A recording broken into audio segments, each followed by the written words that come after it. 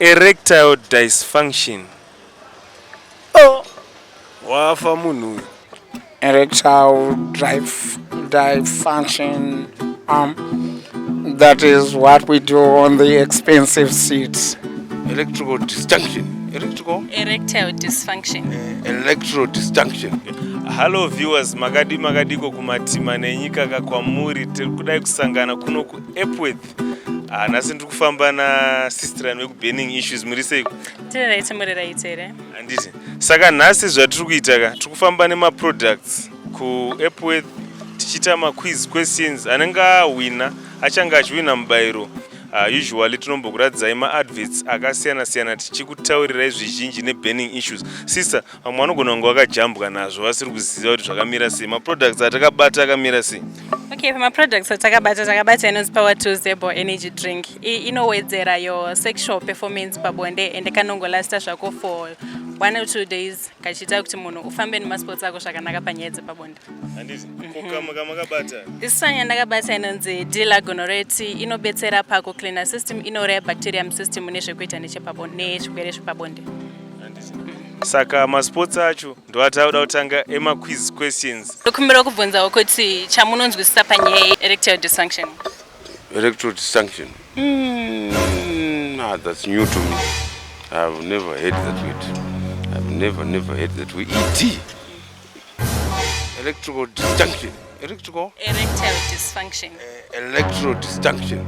Oh, which means your penis will be erected and then dysfunction inenge yabva. Saka chibatanzesho matara tinzoti wedrenyu uri kubuda rakatichitsa nangu. Kubuda kuti kai painenge yamira wapedza yobva yarara. Erectile dysfunction. Ndisati mungakwanise kundichekesera here nezvairi kana kundidzidzisawo. Handizoizive. To erect amutoziva kuti kuita sei? Handizonyatsozinzwisise because chirungu takapesana. Have you ever heard of erectile dysfunction? Erectile dysfunction. That is what we do on the expensive seats. You know, the expensive seats. When we are in the room that is so explicit that nobody won't be there. Maybe can you try to explain it in Shona for the benefit of other viewers? Ndipo paya patinoenda kutoilet tichinorasa zvese chete. Inonzi erectile dysfunction. Now, maybe I'm missing up the point exactly, but let me pick up on another line. Maybe it's the accumulation of more acids in the system. Inonzi erectile dysfunction. Oh no. Kufunga kwenyu ichi. Erectile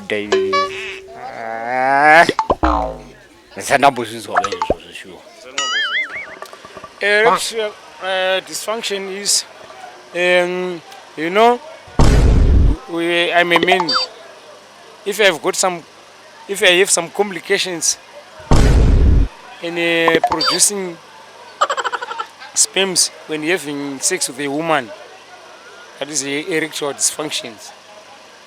But I'm sure mostly it's caused because you have some diseases in your system. Erectile dysfunction. Erectile dysfunction. Erectile.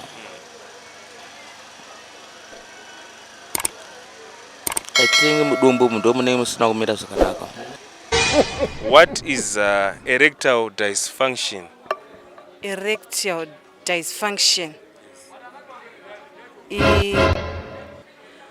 Oh no. Kusakwanisa kubuditsa urume zvakanaka.